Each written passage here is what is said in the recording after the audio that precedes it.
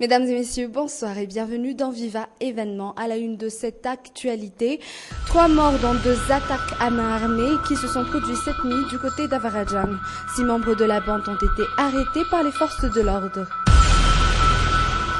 Débat houleux autour de l'élaboration de la convention de paix. Les 3 jours de réunion initiés par le FFKM se sont terminés aujourd'hui dans l'attente d'une rencontre au sommet. J-2 pour les examens du baccalauréat, c'est la ruée vers les cours particuliers pour les candidats pour se redonner confiance au grand bonheur de ces professeurs qui en font leur business. En Égypte, au moins 600 morts dans les affrontements entre l'armée et les pro-Morsi hier, 2000 selon les frères musulmans. Ces derniers ont fait aujourd'hui appel à un vendredi de la colère.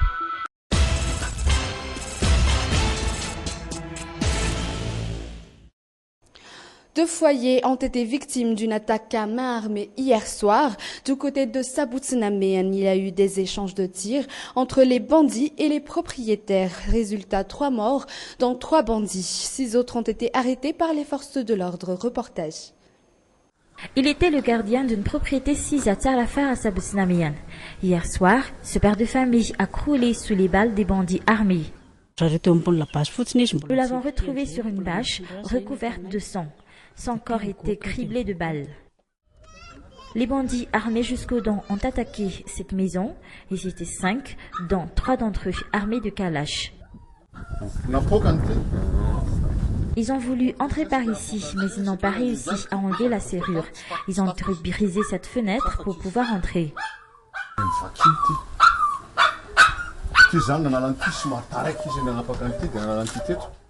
Ils ont d'abord empoisonné les chiens errants aux environs de la propriété, puis ils ont forcé le gardien à ouvrir le portail. En refusant de s'y soumettre, il a reçu les balles. C'est ici que les bandits l'ont achevé d'une autre façon. Quand nous l'avions retrouvé, il était déjà sans vie. Il avait fait une hémorragie. Après celle de Sabutinaméan, les bandits poursuivent leur action et attaquent une autre maison à Gadkelilafi. Ils sont rejoints par d'autres membres du gang.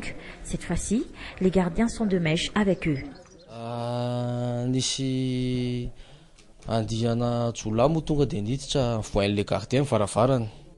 Ce sont les gardiens qui leur ont laissé entrer, puis les bandits leur ont ordonné de se coucher par terre, faisant le mort. Ils ont ensuite brisé le portail du salon et ils sont entrés dans la maison, tous armés de kalash.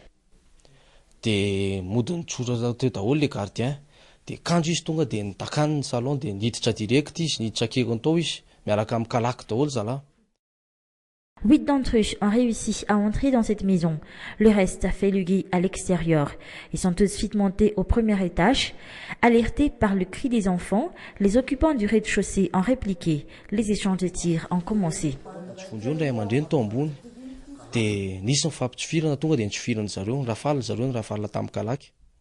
Ils ont appelé au secours. C'est là qu'a commencé les échanges de tirs. Nous sommes montés au premier étage et les tirs ont repris de plus belle entre nous et ces bandits.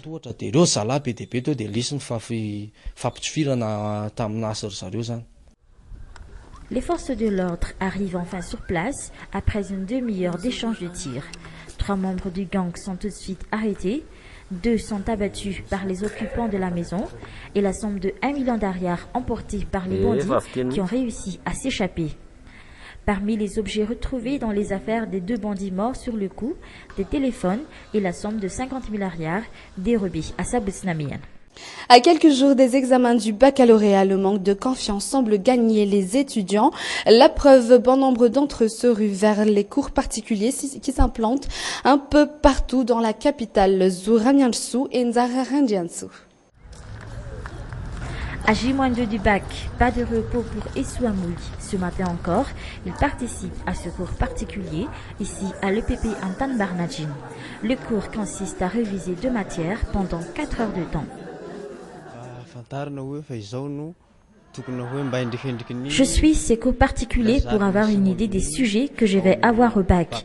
Pour le moment, je n'ai pas du tout confiance en moi. C'est pourquoi je veux encore avoir plus de connaissances. En général, les candidats espèrent trouver dans ces cours particuliers des sujets qui leur seront peut-être proposés durant les examens du bac, ce qui ne sera jamais possible, explique Isabelle, cette enseignante de français. Révision intensive et générale avant d'affronter. Il s'agit de cours particuliers au cours desquels on donne aux élèves des méthodes et techniques pour pouvoir affronter facilement les sujets d'examen. À chaque question, on fait une révision générale de toutes les leçons acquises en cours. À aucun moment, on leur donne des indices sur les sujets d'examen de bac. Beaucoup de candidats pensent que c'est pourtant le cas.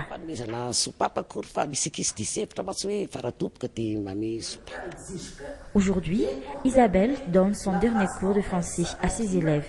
Elle leur conseille de ne plus étudier dans les prochaines heures. Mais les élèves ne l'entendent pas de cette oreille. Comme Sonia par exemple, cette étudiante littéraire qui avoue avoir beaucoup de problèmes avec les matières scientifiques. Les mathématiques, mbola mila masana tsara sisa. Je dois encore renforcer mes connaissances en maths. Demain, je vais suivre un autre cours particulier au LTP. J'avoue que je ne peux pas m'entraîner toute seule sur des exercices de maths. C'est pourquoi je dois suivre ces cours et bien écouter les explications. Puis, j'espère aussi que j'aurai quelques indices sur les sujets au bac. 2 jours avant les épreuves du baccalauréat, le manque de confiance semble gagner la majorité des candidats. La plupart projettent encore de réviser, même durant la journée du dimanche. Un monument historique, voilà ce qu'on pourrait qualifier l'escalier de Rasa Fnjazei, reliant Mamassen à Ndoualou. Et pourtant, au début du mois d'août, il s'est complètement effondré à cause du manque d'entretien. Une grande perte pour la ville d'Émile, célèbre pour ses escaliers. C'est un reportage de Saint-Acharaman-Nariv et de Yves Janel. Ces mères de famille viennent de travailler à cause des escaliers qui ne sont pas encore opérationnels. Elles perdent beaucoup de temps à faire tout le tour pour aboutir tout en bas. Juliette habite à Mazoriv. Elle doit faire le tour de Mamassen pour rentrer chez elle.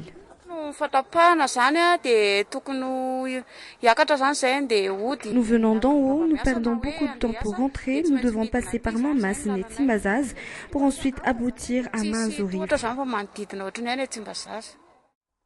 Pour ces jeunes hommes, puisqu'ils sont pressés, ils ont décidé de traverser.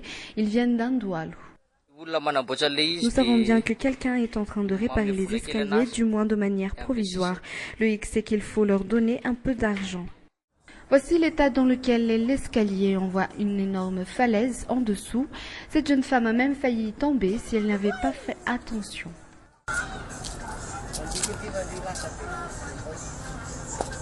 Ces hommes ont trouvé une solution de secours, mais ils ne travaillent que le jour.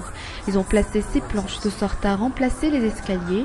Ceux qui passent doivent, mais ne sont pas obligés de les payer. D'une part, on nous a demandé de réparer les escaliers et c'est pour ça qu'on a fait ce qu'on a pu. D'autre part, on sait à quel point les gens en ont besoin et que maintenant que ça s'est effondré, c'est devenu un problème pour tout le monde. Bon nombre de personnes se sont plaintes depuis que les escaliers ont commencé à s'effondrer. Maintenant, il n'en reste plus rien. L'eau a été coupée, de nombreux problèmes sont survenus depuis cet effondrement de l'escalier Rasa Fnjazei. Comment occuper les enfants pendant les vacances? Beaucoup de parents sont en effet à court d'idées quand leurs enfants restent dans la capitale. Et si on leur inscrivait dans les ateliers de vacances qui proposent aux enfants différents cours à la fois instructifs et ludiques, comme cet atelier de cuisine que nos journalistes ont visité pour vos reportages. Cri, jeu, joie, vacances. Les matériels en cuisine remplacent cahiers et stylos. Le nombre d'œufs et la masse de farine devient le problème. On a mélangé de farine là-dedans. On fait du gaufre. Ici, on pratique un loisir pour les vacances, mais c'est un apprentissage aussi. Ça devient un peu jaune, alors le blanc ça part, ça devient un peu jaune.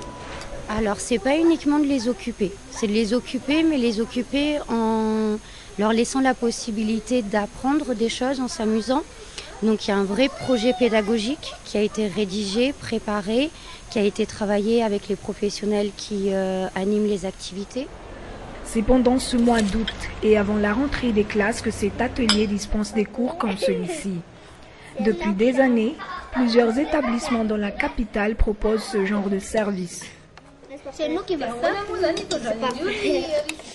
Et c'est ainsi que s'achève ce journal. Merci de l'avoir suivi. Je vous donne rendez-vous demain à la même heure. Au revoir.